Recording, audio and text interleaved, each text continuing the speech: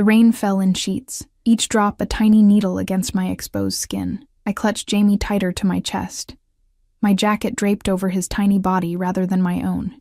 His whimpers had subsided to occasional hiccups as he nestled against the only warmth I could offer.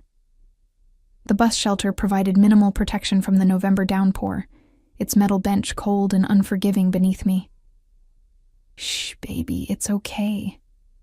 Mommy's got you," I whispered, pressing my lips to his damp forehead. But it wasn't okay. Nothing had been okay since Mike cleaned out our apartment and bank account 3 weeks ago, leaving nothing but a hastily scrawled note on our kitchen counter. "Sorry, Ellie. Can't do this anymore. Can't do this anymore."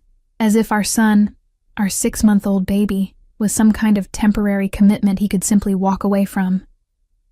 As if I was disposable. The eviction notice had come yesterday. Final warning. My waitressing job barely covered formula and diapers, let alone our overdue rent. The landlord's patience had run out, along with my options. I'd spent the day trudging between social services offices, my sneakers soaked through, Jamie fussing in his carrier. Each place offered sympathy, but little immediate help. Waiting lists, forms, procedures, nothing for tonight, when we would officially have nowhere to go. A sleek black car slowed near the curb, its wipers working furiously against the deluge. I ducked my head, pulling Jamie closer. Late-model Mercedes with tinted windows. Probably some businessman lost in this neighborhood, which wasn't known for its luxury vehicles or safety after dark. I expected it to move on, but it didn't. Instead, it stopped directly in front of the bus shelter, engine purring quietly. The rear window lowered with an electric hum. "You shouldn't be out in this weather," a voice said, deep and smooth like expensive whiskey, especially not with a child. I kept my eyes down, heart hammering. Strange men offering help rarely wanted nothing in return. "The bus will be here soon," I lied, knowing the last one had passed over an hour ago. "No, it won't. Not for another 7 hours." Something in his certainty made me look up. The interior light was off, casting the car's occupant in shadow, but I could make out the silhouette of broad shoulders and the glint of a watch that probably cost more than 6 months of my rent. "I'm fine," I said automatically, the words hollow even to my own ears. Jamie chose that moment to let out a plaintive wail, as if calling my bluff. "You're soaked through, shivering, and your child is crying." His observation wasn't accusatory, just matter of fact. "My car is warm." I bristled at his presumption. "I don't get into cars with strangers." The window lowered further, and he leaned forward slightly. The amber glow of a distant streetlight caught his features. Sharp jawline, dark eyes that seemed to absorb light rather than reflect it, hair the color of wet asphalt.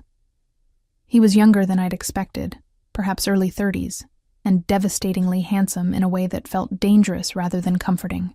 "Daniel Castellano," he said, as if the name should mean something to me. When I didn't react, a flicker of something like amusement crossed his face. "Now I'm not a stranger." Jamie's cries grew more insistent. I bounced him gently, murmuring soothing nonsense while trying to project more confidence than I felt. "That's not how it works." Mr. Castellano, Daniel, studied me for a long moment before speaking again. "The nearest shelter is 20 blocks from here. It's already at capacity because of the storm." He said this with absolute certainty, as if he'd personally verified this information. "The temperature is dropping. Your options are limited." A chill that had nothing to do with my wet clothes crawled up my spine. How did he know I was looking for a shelter? Was I that transparent, that pathetic? "I can offer you and your child a warm meal and a safe place for the night. Nothing more, nothing less." He reached into his suit jacket and produced a business card, extending it through the window. "Call whoever you need to. Give them my information. Tell them where you're going." I hesitated before taking the card, careful not to let our fingers touch. Heavy cream-colored stock, embossed black lettering. Daniel Castellano, Castellano Investments. A phone number with an area code I recognized as belonging to the wealthy downtown district. "Why would you help us?" I asked, suspicion edging my voice. Something shifted in his expression. A softening around the eyes, perhaps, or a slight downturn of his mouth. "I was once a child in the rain with nowhere to go," he said quietly. No one stopped for us. Before I could respond, Jamie sneezed, his little body shuddering against mine. The maternal panic was immediate. Pneumonia, fever, hospitals I couldn't afford.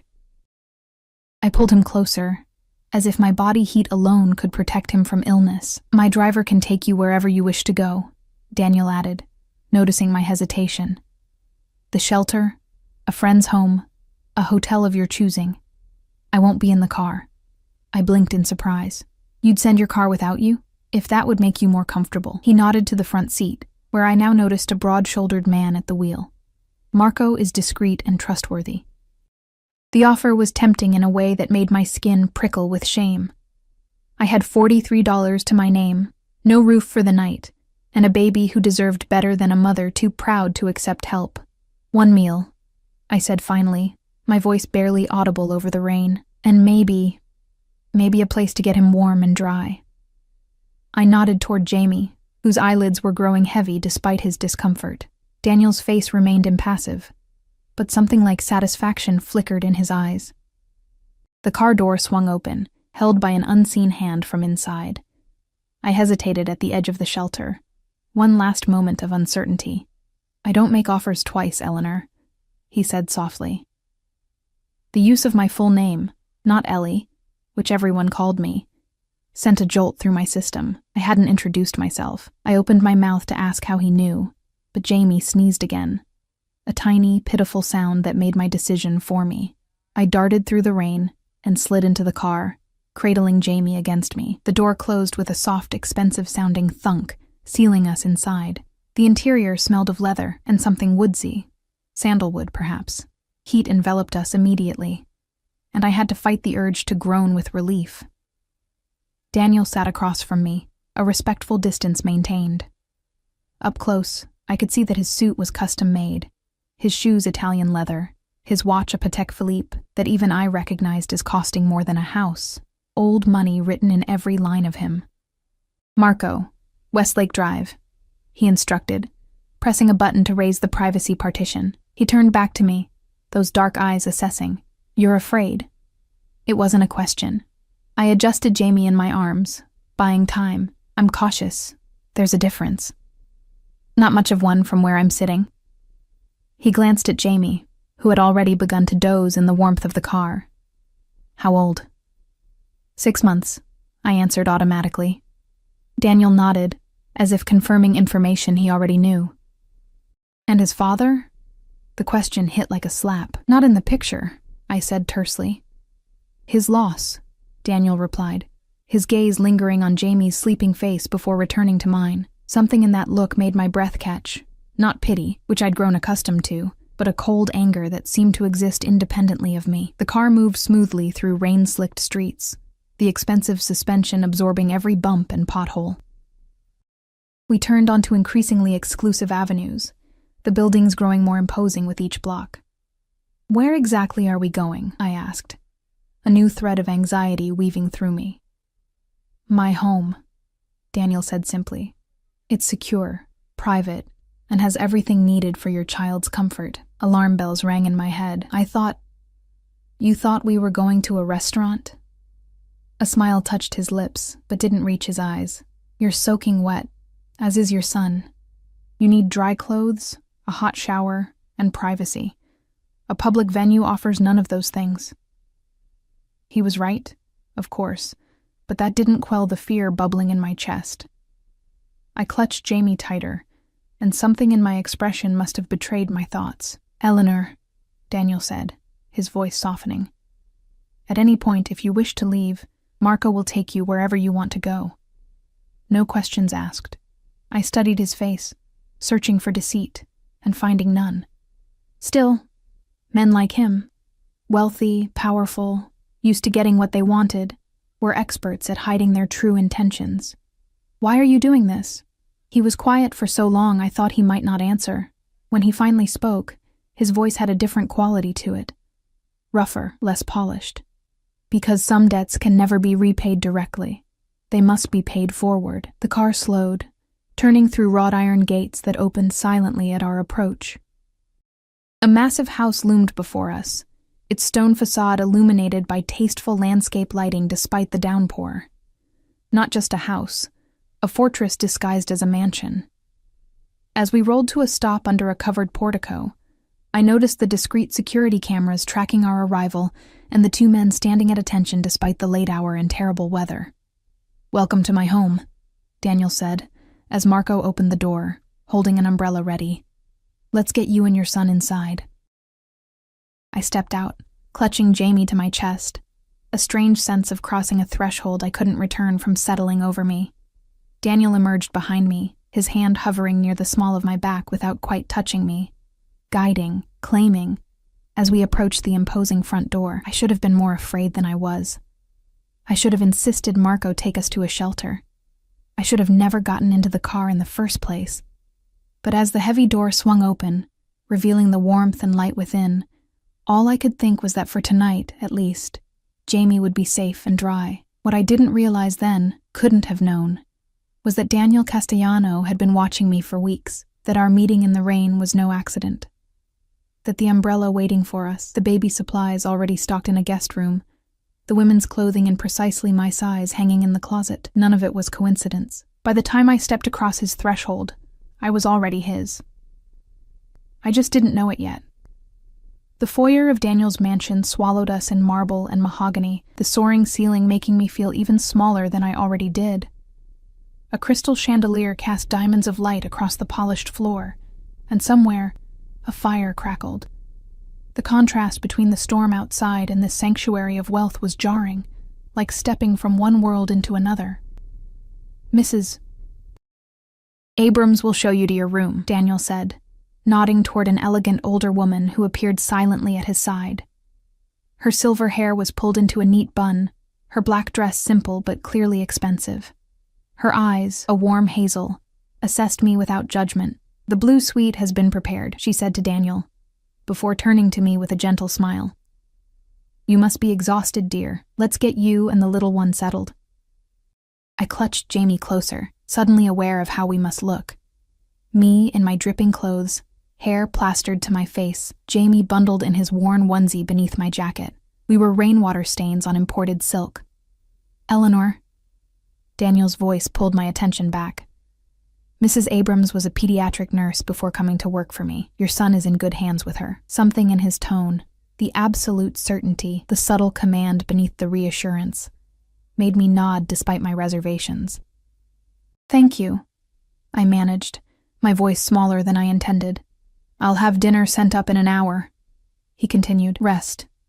We'll talk afterward." It wasn't a request. I followed Mrs. Abrams up a sweeping staircase, feeling Daniel's eyes on me until we turned down a hallway lined with what looked like original artwork. Each painting was lit with its own discreet fixture, museum-quality pieces displayed casually, as if priceless art was simply wallpaper in this house. "Here we are, Mrs. Abrams said, opening double doors to reveal a suite larger than my entire apartment. The walls were painted a soft blue-gray, the furnishings cream and navy, a fire already burned in a limestone fireplace, and through an open door, I glimpsed a bathroom bigger than most bedrooms. Most shocking of all was the white wooden crib, positioned near a massive four-poster bed. "Is there anything special the baby needs?" Mrs. Abrams asked, moving to turn down the bed. "Formula preference? Allergies?" I blinked, disoriented by the question and the crib's presence. He's on Enfamil. No allergies that I know of. But how did you—" "Mr. Castellano is thorough," she replied, as if this explained everything. "The bathroom has everything you should need. Robes, towels, toiletries. There are clothes in the closet that should fit both of you." My unease deepened. "Clothes? For both of us?" Mrs. Abrams nodded, seemingly untroubled by my growing alarm. "Would you like me to hold the baby while you shower?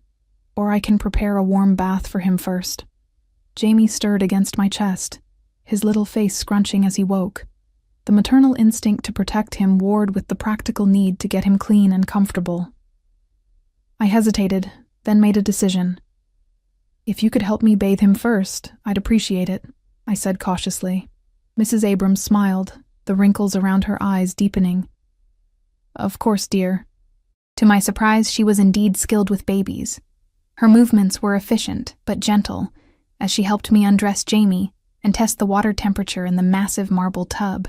She produced baby soap, soft washcloths, and a hooded towel that looked brand new. "How long have you worked for Mr. Castellano?" I asked, trying to sound casual as we bathed Jamie together. "Almost 15 years, she replied, supporting Jamie's head as I washed his tiny chest. "Since he was quite young himself." "And what exactly does he do?" I pressed, hoping for some insight into the man who had rescued us from the rain with such calculated precision. Mrs. Abrams considered the question. "He has various business interests," she said finally. "Investments, real estate, imports. He's a very private person." The non-answer was telling. I decided to try another approach. "Does he often bring strangers home?" Her hands stilled for just a moment before resuming their gentle work. "Mr. Castellano values his privacy," she repeated. "He doesn't entertain often." Jamie splashed happily, oblivious to the undercurrents of our conversation. When he was clean and dressed in a soft new sleeper that fit him perfectly, Mrs. Abrams offered to hold him while I showered. "I'll be right here," she promised, settling into a rocking chair near the fireplace.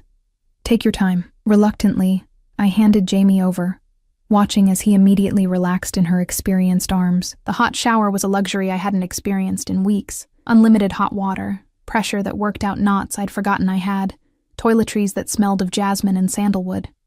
I stayed until my fingers pruned, washing away more than just rain and grime.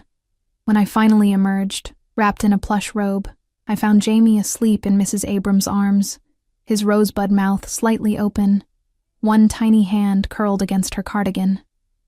"There's a nightgown on the bed," she said softly, "and a robe. Dinner will arrive shortly." After she left, I stood dripping on imported rugs, staring at the clothes laid out for me. The nightgown was ivory silk, simple but clearly expensive.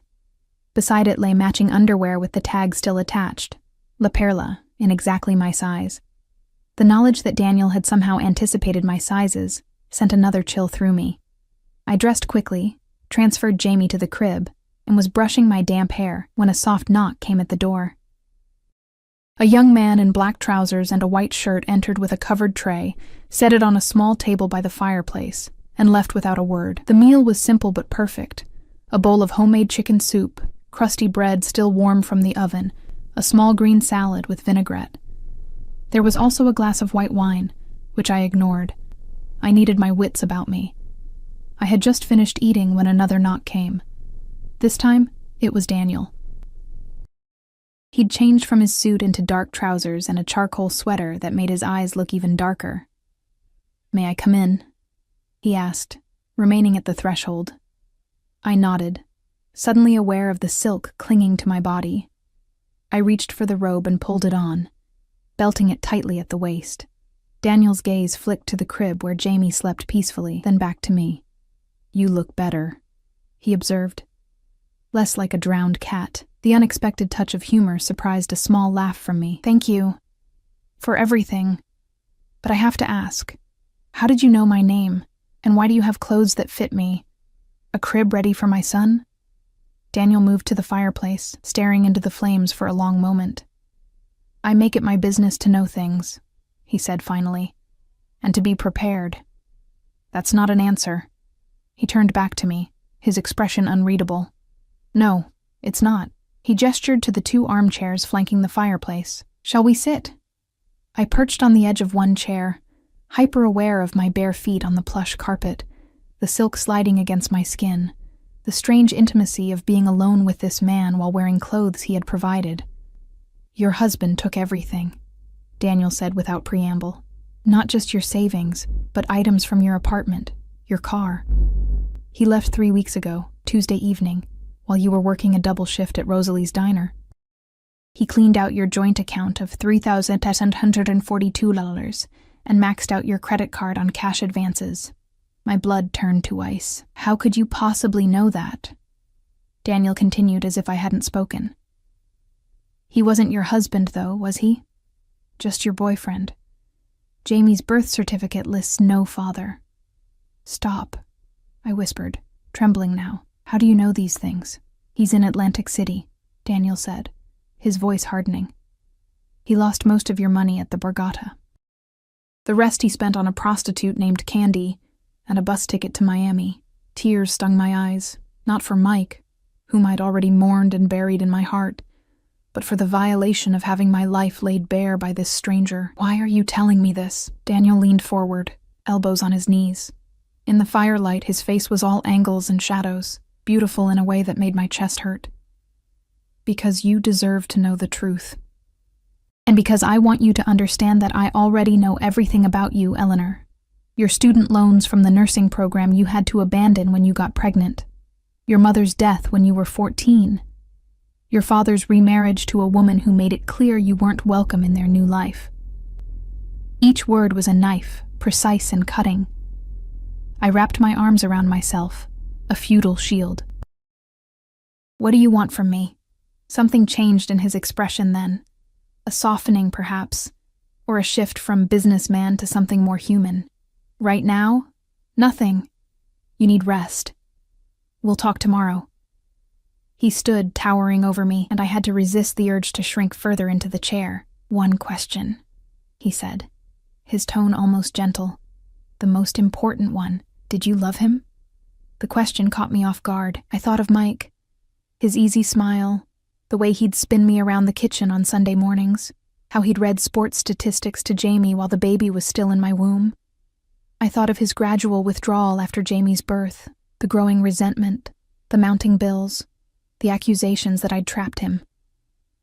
I thought I did, I answered honestly, but love shouldn't feel like drowning. Daniel nodded, as if I'd confirmed something he already knew. Sleep well, Eleanor. You're safe here. As he reached the door, I found my voice again. Why me? Why us? There must be dozens of women with children on the streets tonight. Why stop for me? He paused, hand on the doorknob, but didn't turn around. I told you, I was once that child in the rain. There's more to it than that, I insisted. No one prepares like this for a random act of charity. Now he did turn, and the look in his eyes made me wish I'd remained silent. There was possession there, determination, something ancient and male that had nothing to do with charity. Get some rest, Eleanor, he said again, softer this time. Tomorrow is soon enough for difficult conversations. The door closed behind him with a quiet click, leaving me alone with my sleeping son and a growing sense that I had stepped into something much deeper and more dangerous than a simple rescue from the rain. I moved to the crib, watching Jamie's peaceful breathing, his perfect little features relaxed in sleep. Whatever game Daniel Castellano was playing, whatever his intentions toward us, one thing was clear. He had resources, power, and information I could never hope to match. For tonight we were warm, fed, and safe. Tomorrow, I would need to decide how much of my soul I was willing to barter for my son's security. Because men like Daniel Castellano never gave without expecting something in return. The question was, what exactly did he want from me? I climbed into the massive bed, silk sliding against my skin like water, and stared at the ceiling. Outside, the storm continued to rage, but it seemed distant now, separated from us by wealth and walls and whatever web Daniel had begun to weave around us. Safe, he had said. You're safe here. But as I drifted toward sleep, I couldn't help wondering if I had simply traded one kind of danger for another, far more seductive kind. Morning light filtered through gauzy curtains, casting the blue suite in a dreamlike glow. For a moment, I forgot where I was. The silk sheets, the plush mattress, the unfamiliar weight of luxury surrounding me. Then reality crashed back as Jamie's hungry cries pierced the quiet. I scrambled from bed, rushing to the crib. I'm here, baby. I'm here, I murmured, lifting his warm, squirming body into my arms. His face was flushed, tiny fists waving in frustration. A soft knock at the door preceded Mrs. Abrams, already dressed and carrying a tray. I thought I heard our little man, she said, setting down the tray to reveal a bottle already prepared. Perfect temperature. Mr. Castellano said you'd likely be waking around now. I accepted the bottle, trying not to think about how Daniel seemed to anticipate my every move. Jamie latched on immediately, his earlier distress forgotten. There's breakfast for you as well, Mrs. Abrams continued, gesturing to the covered dishes on the tray. "And Mr. Castellano asked me to inform you that fresh clothing can be found in the dressing room. He would like you to join him in his study when you're ready." "No rush," she added, noting my expression. "He said to take your time." When she left, I sat in the rocking chair, feeding Jamie while my mind raced. The smell of coffee and warm pastries from the breakfast tray made my stomach growl, but anxiety dulled my appetite. What would Daniel want in exchange for his hospitality? What would I be willing to give? After Jamie was fed, changed, and settled on a plush blanket with toys that hadn't been there the night before, I investigated the dressing room. What I found made me freeze in disbelief. Rows of clothing, dresses, pants, blouses, sweaters, all in my size, many still with tags from high-end boutiques. Shoes lined one wall, handbags another. In built-in drawers I found lingerie, sleepwear, even casual clothes for lounging. A separate section held baby clothes in varying sizes, as if designed to grow with Jamie over time. This wasn't impulsive charity, this was preparation. Meticulous, calculated, and deeply unsettling. I selected the most modest outfit I could find: dark jeans, a simple cream sweater, and flat shoes. The mirror reflected a woman I barely recognized, the designer clothes transforming me from harried, exhausted single mother to someone who might belong in this world of wealth and power. The illusion was thin, though. No cashmere sweater could disguise the uncertainty in my eyes or the tension in my shoulders. With Jamie in my arms, I ventured out of the suite for the first time. The hallway stretched in both directions, lined with closed doors and more artwork. I hesitated, unsure which way to turn. "The study is downstairs, east wing," came a voice, startling me. A man in a dark suit stood at attention near the stairs. Security, not household staff. His build was similar to Marco's from the car, muscular beneath the tailored jacket. "I can escort you, Miss Thompson," I nodded, swallowing my questions about how he knew my name or destination. As we descended the grand staircase, Jamie babbled happily, reaching for the crystal drops of the chandelier with chubby fingers. The guard led me through corridors of marble and mahogany to a set of double doors, knocked once, and opened them without waiting for a response. "Ms. Thompson and the child, sir," he announced, then stepped aside to let us enter. Daniel's study was less imposing than I had imagined. Bookshelves lined 3 walls, filled with leather-bound volumes that appeared well-read rather than decorative. A large desk dominated the space, but he wasn't seated behind it. Instead, he stood by tall windows overlooking manicured gardens, a phone to his ear. "Handle it," he said tersely into the phone before disconnecting the call. He turned, his expression softening almost imperceptibly when he saw Jamie in my arms. "Eleanor, I trust you slept well." "Yes, thank you," I replied, suddenly very aware of how I stood, too straight, too stiff, like a supplicant before royalty.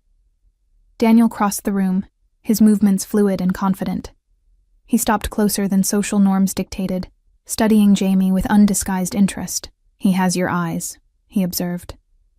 "Though the rest is—" He trailed off, something dark flashing across his features. "May I?" The request to hold my son surprised me. Daniel didn't strike me as the type of man who sought physical contact with babies. Still, I found myself transferring Jamie into his waiting arms, our fingers brushing in the exchange. Daniel held him with unexpected competence, supporting his head and back properly. Jamie stared up at this new person, his expression curious rather than fearful. "He's calm," Daniel noted. "Trusting. Like his mother." I bristled at the implication. "I'm not trusting," I countered.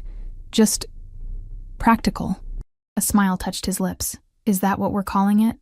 He returned his attention to Jamie, who had become fascinated with the expensive watch on his wrist.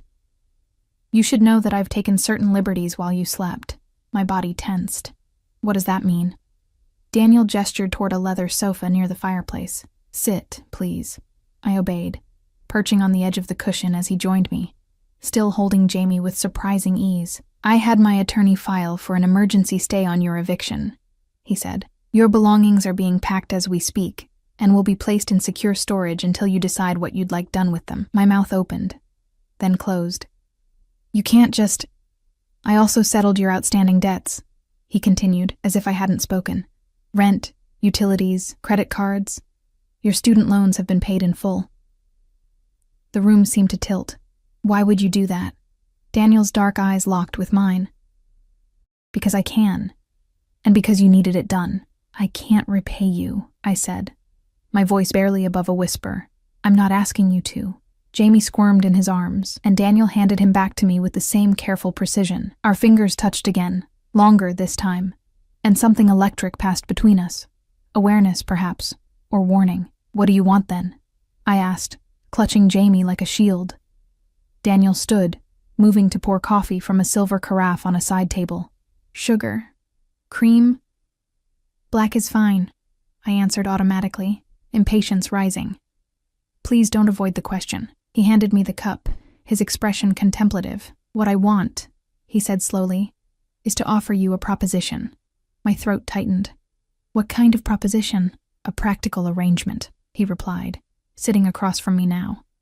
You need security, stability for your son, a future beyond minimum wage and constant struggle. And what do you need? I asked, the coffee cooling untouched in my hands. His eyes never left mine. Companionship, a family, an heir. The implication hung between us, both outrageous and terrifyingly logical. You want me to be what? Your mistress? Daniel's expression hardened slightly. I'm offering you marriage, Eleanor. Legal, binding with all the protections and privileges that entails. The cup nearly slipped from my fingers. That's insane. You don't know me. I know everything about you, he corrected. Your medical history, your academic records, your family background, your financial situation, your work history, the fact that you wanted to be a nurse before life intervened. He paused. I know you're intelligent, resilient, and fiercely protective of your child. I know you have no family support, no safety net, and limited options. Each word felt like an invasion, clinical and cold. That's not knowing me, I said quietly. That's surveillance. Perhaps, he conceded, but it's given me enough information to know you're suitable. Suitable, I repeated, the word bitter on my tongue. Like a breeding mare. For the first time, a flash of genuine anger crossed his face. I'm offering you and your son a life of privilege and protection, everything you could never provide for him on your own. The truth of his words stung worse than any insult. Jamie deserved better than shelter uncertainty and dollar store diapers. Better than a mother working double shifts just to keep them afloat. Why me? I asked again, the question that had haunted me since the moment his car stopped in the rain. You could have anyone. Someone from your world, someone beautiful, educated, connected. Daniel was silent for so long I thought he might not answer. When he finally spoke, his voice had lost its businesslike tone. My mother was 16 when she had me. My father was a man who saw an opportunity in her vulnerability. He used her, then discarded her when she became inconvenient. I clutched Jamie tighter, maternal instinct flaring at the implication. We lived on the streets, in shelters, wherever she could find work. Until one night, during a storm much like yesterday's, she left me under an awning while she... He paused, jaw tightening. While she earned enough for our next meal. Horror washed over me as I understood what he wasn't saying. She never came back. Daniel continued, his voice detached now. Later, I learned she had been killed by her client. I was 7 years old. I spent the next 3 years in the system before a distant relative finally claimed me. I'm sorry, I whispered, meaning it. His eyes refocused on me, present again. You remind me of her, not in appearance, in spirit. The determination to protect your child at any cost. But that doesn't explain why you want to marry me. Daniel set down his cup, leaning forward. I built my empire from nothing, Eleanor. I clawed my way out of poverty through intelligence, ruthlessness, and absolute focus. I have wealth, power, respect. What I don't have is legacy, and you want Jamie to be that legacy? I asked, pieces falling into place. You want to adopt my son? I want to give him my name, Daniel corrected. To raise him as my own, to provide him opportunities I never had until it was almost too late. His gaze intensified. And yes, I want more children, heirs of my blood. The implications made my cheeks burn. This is medieval. Arranging a marriage with a stranger for dynastic purposes, a smile ghosted across his lips.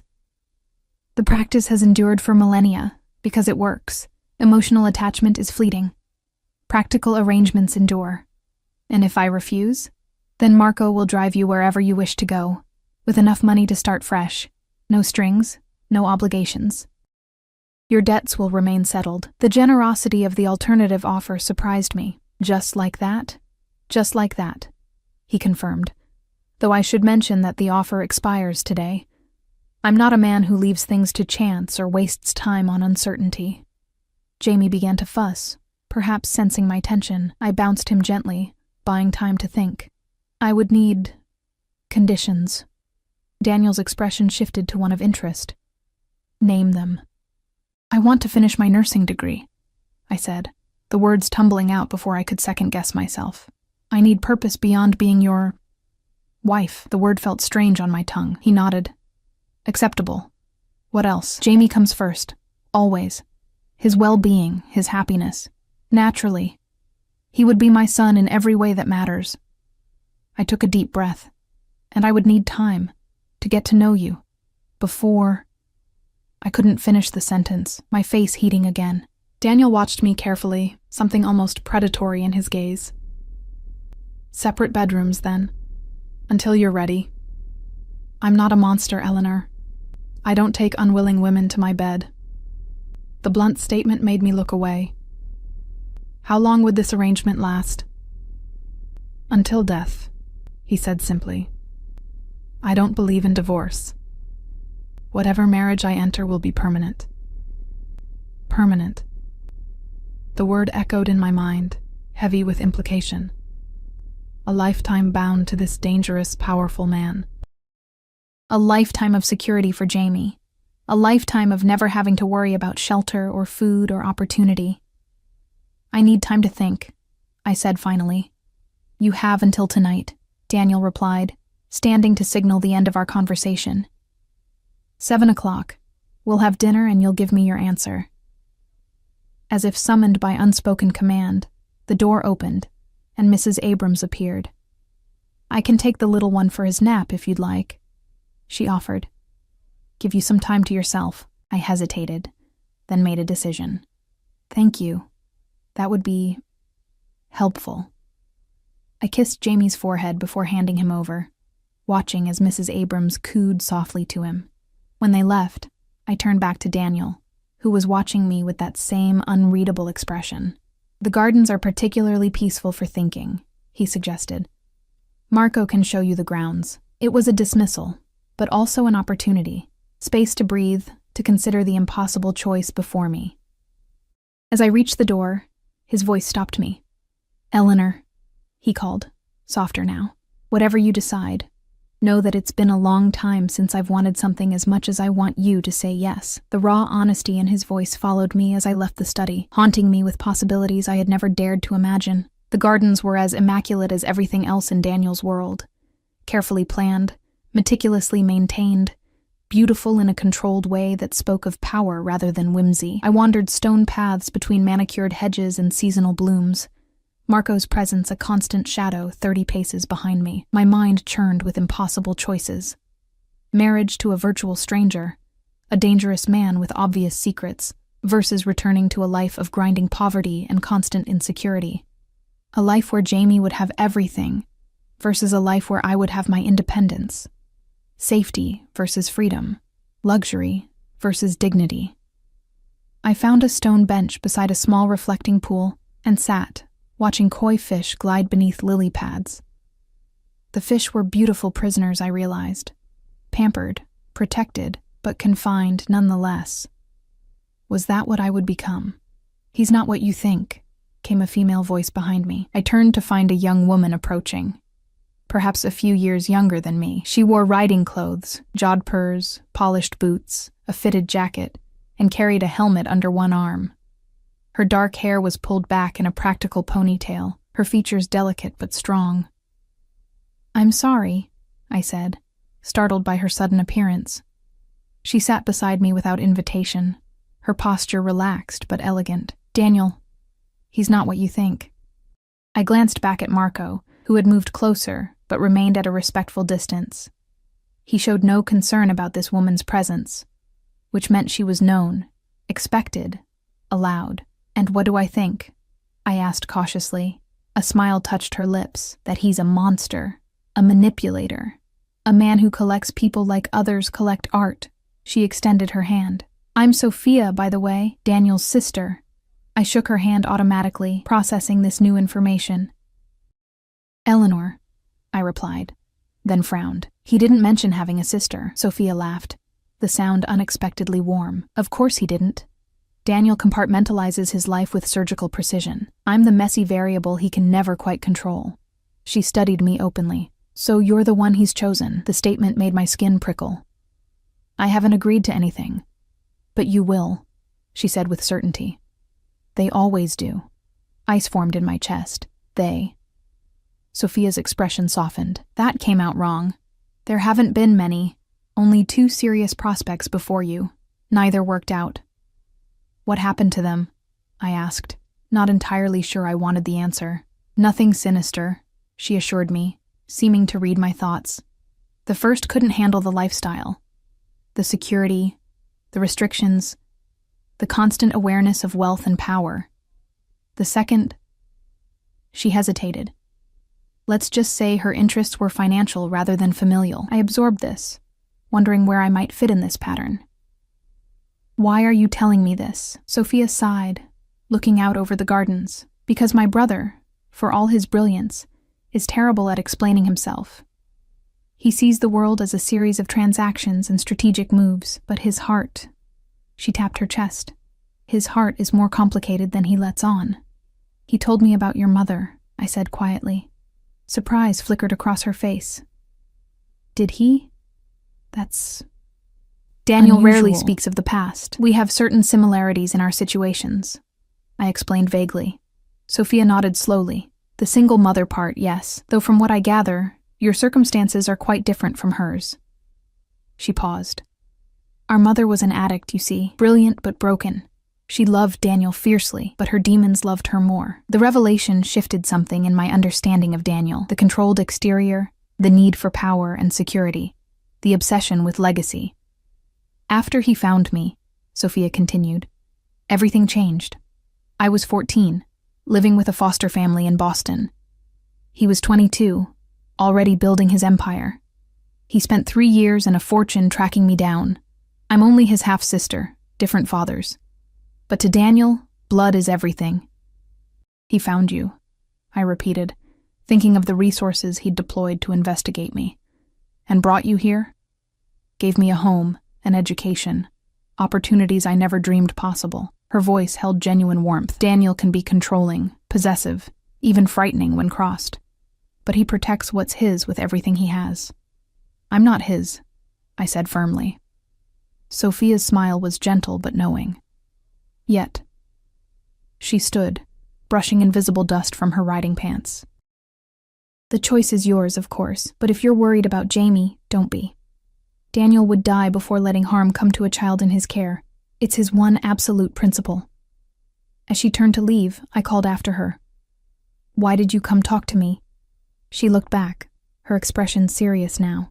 "Because Daniel deserves happiness, even if he doesn't know how to seek it properly, and because everyone should go into a Castellano arrangement with their eyes open." She nodded toward the main house. 7 o'clock.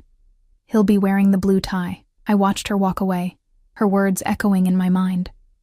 Everyone should go into a Castellano arrangement with their eyes open, as if this were a normal business transaction rather than a life-altering decision. I spent the rest of the afternoon with Jamie, playing on a blanket in a sunny corner of the vast house where Mrs. Abrams had set up an impromptu nursery. My son seemed completely at ease in these opulent surroundings, giggling at new toys, and falling asleep in a crib worth more than everything I'd ever owned. At 6, Mrs. Abrams appeared with a dress, midnight blue silk, that flowed like water when I held it up. "Mr. Castellano thought you might like this for dinner," she said, laying it carefully across the bed. Beside it, she placed a velvet box. "And these." Inside the box nestled a simple pearl necklace with matching earrings. elegant rather than ostentatious, but clearly valuable. The gesture felt like both offering and claim. "Jamie will be well cared for while you dine," Mrs. Abrams assured me, misreading my hesitation. "I'll be with him the entire time." I nodded, throat tight with emotions I couldn't name. "Thank you." When she left, I sat on the bed, the dress cool beneath my fingertips. What was I doing here? Playing dress-up in a world I didn't belong to, contemplating a bargain that would change Jamie's life. And mine. Forever. But what was the alternative? Return to nothing, to uncertainty and fear. At precisely 7, I descended the main staircase, the silk dress whispering around my ankles, the pearls cool against my throat. My hair fell in loose waves around my shoulders, my face bare of makeup save for a touch of mascara and lip gloss I'd found in the bathroom. Daniel waited at the bottom of the stairs, his gaze tracking my descent with an intensity that made my skin warm. He wore a charcoal suit with a blue tie that perfectly matched my dress. Planned, coordinated, controlled, like everything else in his world. "You look beautiful," he said simply when I reached him. "Thank you," I replied, noticing how he didn't touch me. No hand at my back, no kiss on the cheek, nothing to suggest intimacy or possession. Not yet. He led me to a dining room where a single table had been set for 2, candles casting golden light across fine china and crystal. A fireplace crackled at one end of the room, the flames reflected in polished silver. "Wine?" he offered after I was seated. "Just a little," I agreed, wondering if alcohol would make this easier or more dangerous.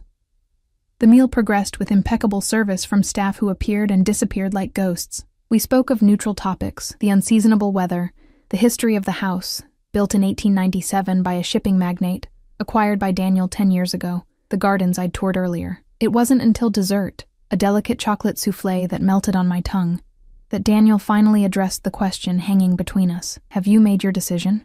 he asked, his voice level, giving nothing away.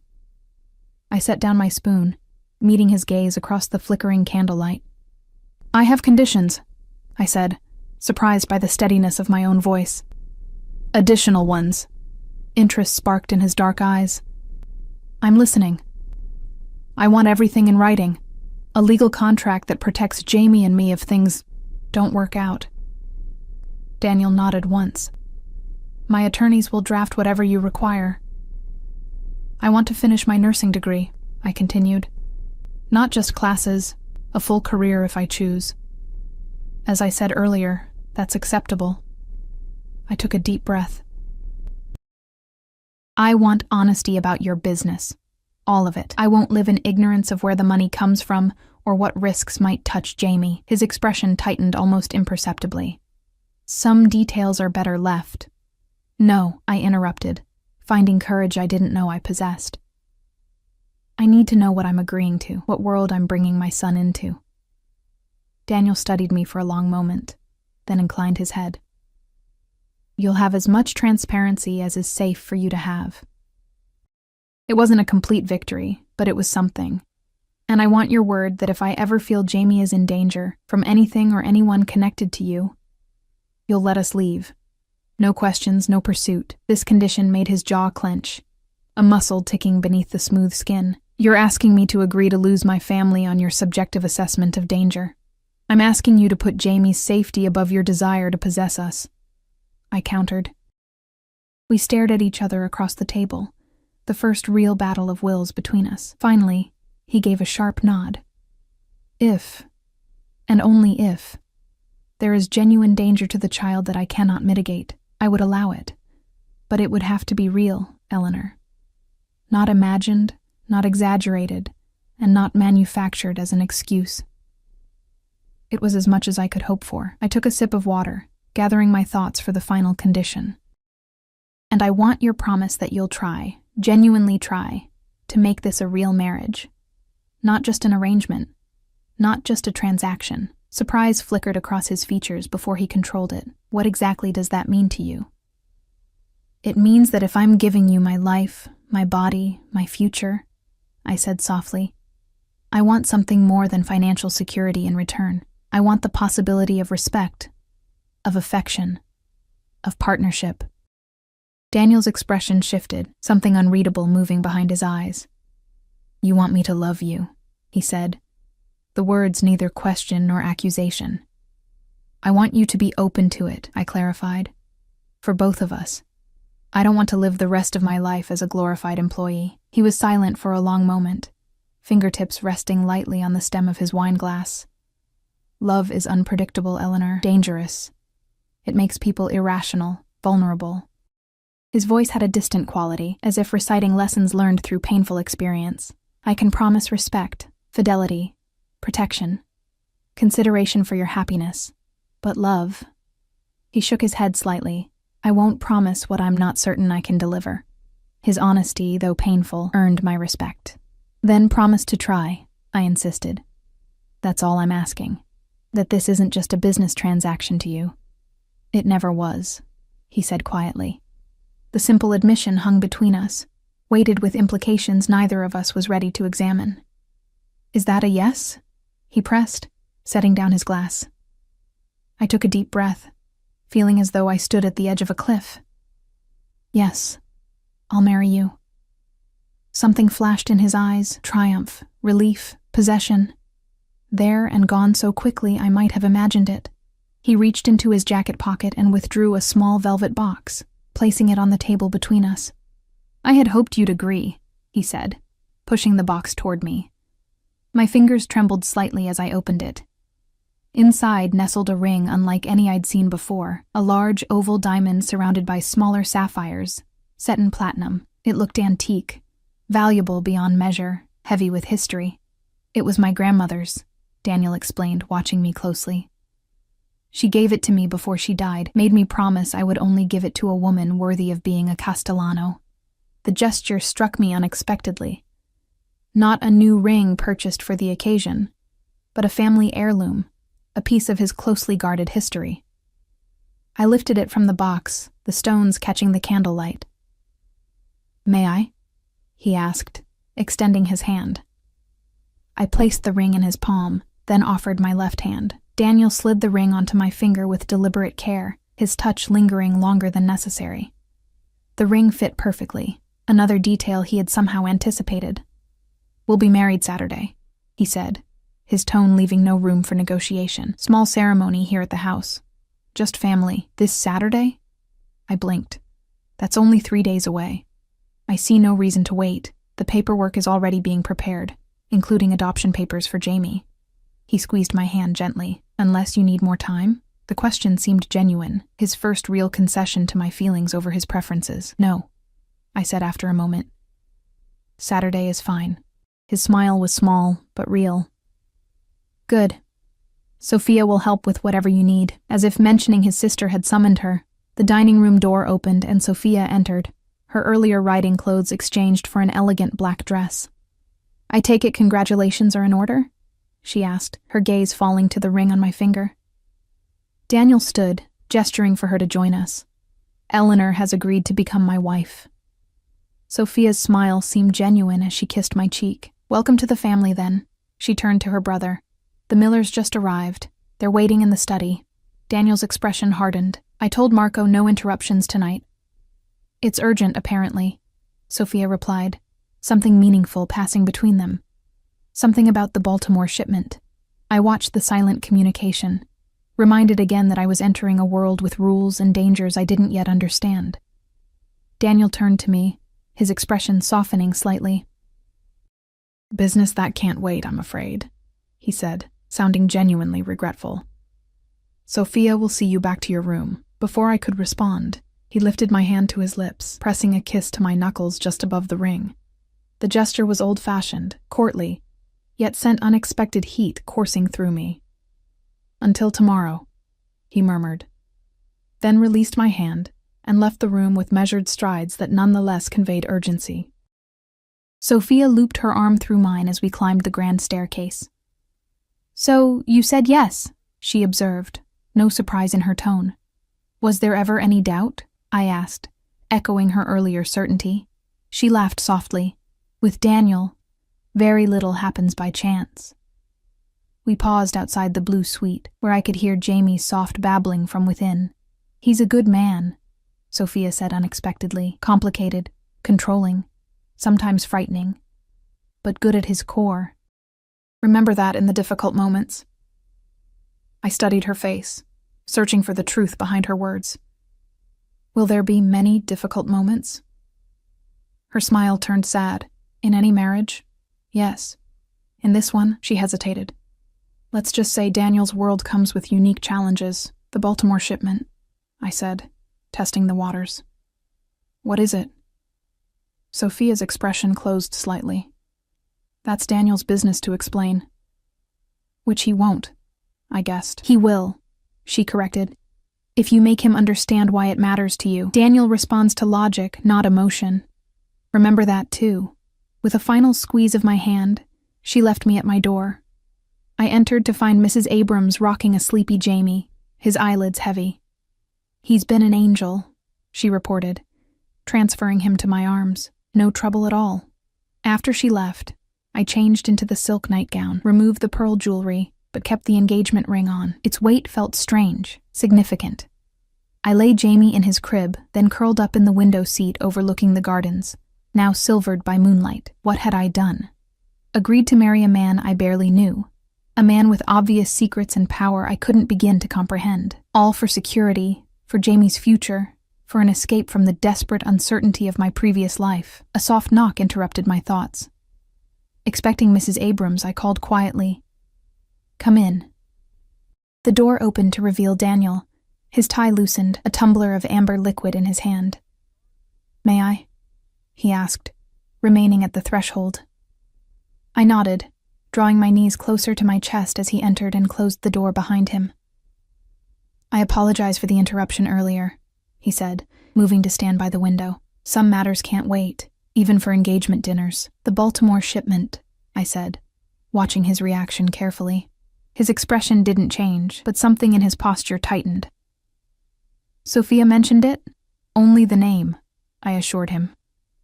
"Is it something I should be concerned about?" Daniel studied me for a long moment, then seemed to come to a decision. He sat in the armchair adjacent to my window seat, setting his drink on a side table. "I import luxury goods," he said carefully. "Art, antiquities, specialty items. Sometimes the paperwork is complex. Occasionally there are issues with customs officials or regulatory bodies." It wasn't the whole truth. I could see that in the measured precision of his words, but it was more than I had expected. "Is it legal?" I asked bluntly. A smile touched his lips. "Not always entirely, no." The honesty surprised me. "And that doesn't bother you?" "Laws are written by men, Eleanor. Often flawed men with limited understanding of the world's complexities." He leaned forward slightly. "I operate by a different code. My own moral framework. Which is? Protect family above all else. Honor commitments. Never break your word once given." His eyes held mine. "Never harm the innocent, especially children. And always, always repay debts, whether of gratitude or vengeance." A chill ran through me at the last part. "Vengeance," I repeated softly. "Justice," he amended. "The kind that courts and laws often fail to provide." Jamie stirred in his crib, making small snuffling sounds. Daniel's attention immediately shifted to him, his expression softening in a way I hadn't seen before. "He looks like you when he sleeps," Daniel observed. "Peaceful, trusting." "He has no reason not to be," I said. "He's never known real hardship, and he never will," Daniel promised, his voice hardening with conviction. "Not while I draw breath." The vehemence of his declaration touched something in me, the part that had been carrying the weight of Jamie's future alone for so long. Tears pricked unexpectedly at my eyes. Daniel noticed immediately, moving from the chair to sit beside me on the window seat. "What is it?" he asked, brows drawing together. "Nothing," I said, brushing at my eyes. It's been a long time since anyone else worried about him, about us. Since it wasn't all on me, understanding dawned in his expression. Cautiously, as if approaching a wild animal, he reached out to brush a tear from my cheek. The touch was gentle, warm, startling in its tenderness. "You're not alone anymore, Eleanor," he said softly. "Whatever else happens between us, whatever challenges we face, you'll never have to carry that burden alone again." I don't know which of us moved first. Perhaps me, seeking comfort. Perhaps him, offering it. But somehow my head came to rest against his shoulder, his arm slipping around me with careful restraint. We sat like that for a long time, watching moonlight paint silver patterns across the floor. Not lovers, not yet friends, but something in between. Two survivors of different storms, finding unexpected shelter in each other. When Jamie's soft cry finally broke the silence, Daniel released me without hesitation. I moved to the crib, lifting my son and bringing him back to the window seat. "May I?" Daniel asked, holding out his arms. I placed Jamie in them, watching as my son studied this new man with solemn eyes before breaking into a gummy smile. Daniel's face transformed at that smile, something raw and vulnerable flickering across his features before disappearing behind his usual controlled mask. "Saturday," he said, gently bouncing Jamie. "You'll be a Castellano, both of you." "Yes," I agreed, the full weight of my decision settling over me like a mantle. Heavy, but not crushing. Binding, but also protecting. Outside, clouds drifted across the moon, casting the garden in momentary darkness before revealing it again. Changed somehow in the shifting light, like my life, plunged into shadow by Mike's betrayal, now emerging into a different kind of light. Not the future I had imagined, but perhaps one where Jamie could thrive, where I might find purpose beyond mere survival. And perhaps, in time, where a man who had never known true family might learn what it meant to love rather than simply possess. Daniel handed Jamie back to me, his fingers brushing mine in the exchange. "Good night, Eleanor," he said, rising to leave. At the door, he paused, looking back at us with an expression I couldn't quite read. "I'll see you in the morning." "Good night," I whispered as the door closed behind him. Jamie yawned against my shoulder, his warm weight an anchor in the sea of uncertainty I had chosen to navigate. Whatever happened next, whatever secret still lurked in Daniel's world, one thing was certain. Our lives had irrevocably changed the moment that black car stopped in the rain. For better or worse, we were now part of Daniel Castellano's world, claimed, protected, perhaps even cherished in his own complex way. And somewhere deep inside, beneath the fear and uncertainty, I found myself hoping that my final condition might someday be met, that what had begun as a